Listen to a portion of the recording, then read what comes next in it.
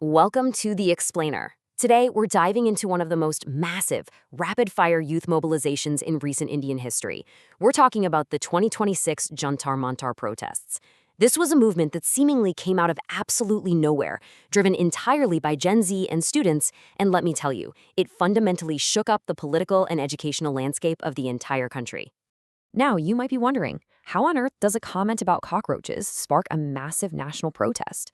Well, it actually started in the highest court in the land. During a Supreme Court hearing in May 2026, the Chief Justice of India made a really controversial remark. He basically compared unemployed youth and social media activists who attack institutions to cockroaches and parasites. And look, while he later clarified that he was only talking about people with fraudulent credentials, the damage was completely done. The youth were already incredibly frustrated, and they took that label, flipped it, and essentially wore it as a badge of honor. And honestly, it's like a masterclass in how modern digital movements are born.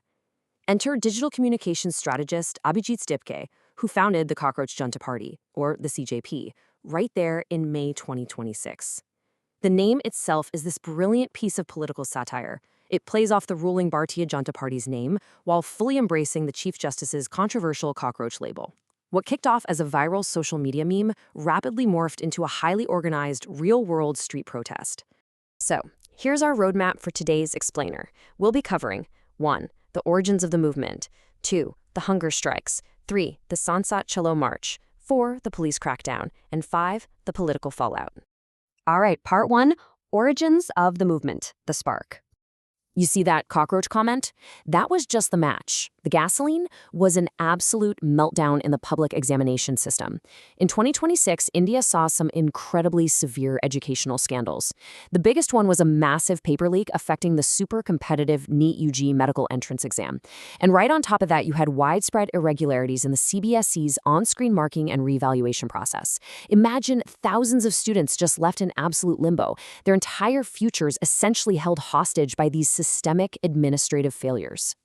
So the really crucial thing to understand here is that when these students first showed up at Jantar Mantar on June 6th, they had highly specific, actionable demands. They weren't just out there venting, they wanted accountability. First and foremost, they demanded the resignation of Union Education Minister Dharmendra Pradhan. They were also demanding financial compensation, specifically 1 crore rupees, for the families of students who had tragically taken their own lives following the leaks. And finally, they wanted sweeping, comprehensive reforms to the entire examination system. Moving on to part 2, the hunger strikes rising action. What started on June 6th as just a single sit-in spread like wildfire, becoming a nationwide campus campaign by June 11th. By June 20th, they're holding a massive second protest at Jantar Mantar, literally banging metal plates and refusing to leave, even with heavy police pressure. But the real turning point? That happened on June 28th, when prominent Ladakhi environmentalist and education activist Sonam Wangchuk joined the youth. He launched an indefinite hunger strike, throwing his weight behind the demand for the education minister's resignation. And Wangchuk's strike deeply resonated across the whole country. Fast forward to mid-July, and his health had severely deteriorated. He'd lost 9.1 kilograms of muscle mass, guys. He couldn't even walk without help. So on July 18th, citing medical advice and court directions, Delhi police intervened and transferred him to Safdarjung Hospital. Now, the protest organizers claimed he was taken forcibly against his will. Regardless of how it went down, this intervention definitely didn't calm things down. It just poured more fuel on the fire. Which brings us to part 3, the Sansat Chalo March, the climax. 16. Just think about that number for a second. That is the number of metro stations across central Delhi that the Delhi Metro Rail Corporation temporarily shut down just to prevent protesters from reaching the site. On top of that, internet access was restricted all around Parliament. The government effectively locked down the very center of the capital to try and manage these massive, swelling crowds. But despite the heavy lockdowns, on July 20th, which, by the way, was literally day 1 of the Parliament's monsoon session, tens of thousands of students gathered anyway. Defying police orders, they attempted a Chalo Sansad march right toward the Parliament House. As the protesters tried to push their way through the barricades, security forces responded. They deployed tear gas and used baton charges to stop the advance. The capital essentially turned into a flashpoint of direct physical confrontation between Gen Z protesters and the state security apparatus. Part 4, the police crackdown, conflicting narratives. So, in the immediate aftermath, we get two totally conflicting stories. Students and eyewitnesses out there alleged that authorities used excessive force. They talked about students being dragged, beaten with lathis, and detained in buses completely unprovoked. But the Delhi police, they categorically rejected those allegations. They claimed they acted completely professionally, purely in self-defense against stone pelting, and they officially denied that any detentions even took place. But look, whichever narrative you lean toward, the raw data paints a picture of a really severe clash. According to the official police numbers, 118 police personnel were injured. On the flip side, hospital sources and CJP leaders reported that over 100 protesters were injured and needed medical attention. Plus, anywhere from 15 to 20 government vehicles were damaged.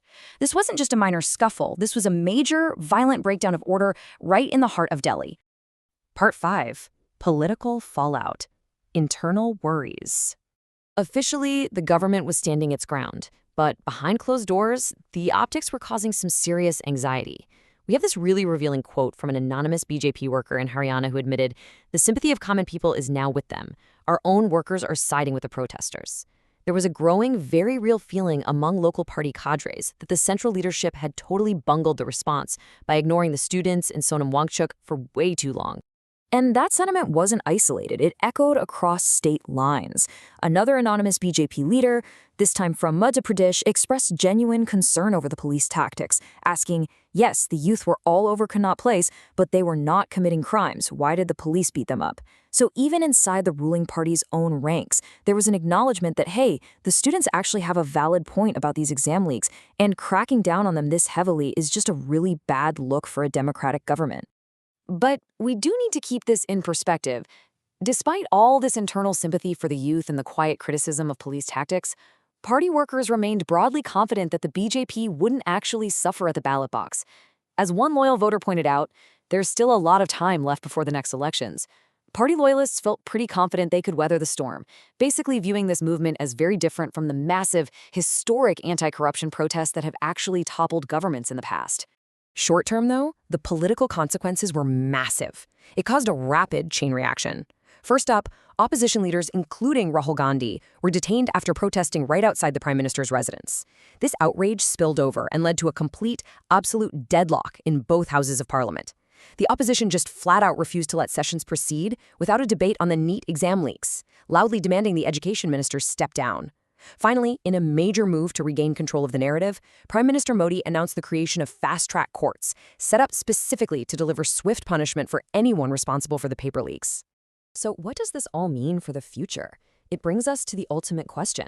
Will this incredible youth mobilization, a movement quite literally born from a sarcastic comment about cockroaches, actually force genuine, lasting educational reform in India? Or is it simply going to fade away into the usual political gridlock? Thanks so much for joining me for this explainer, and definitely keep your eyes on how this systemic issue develops next.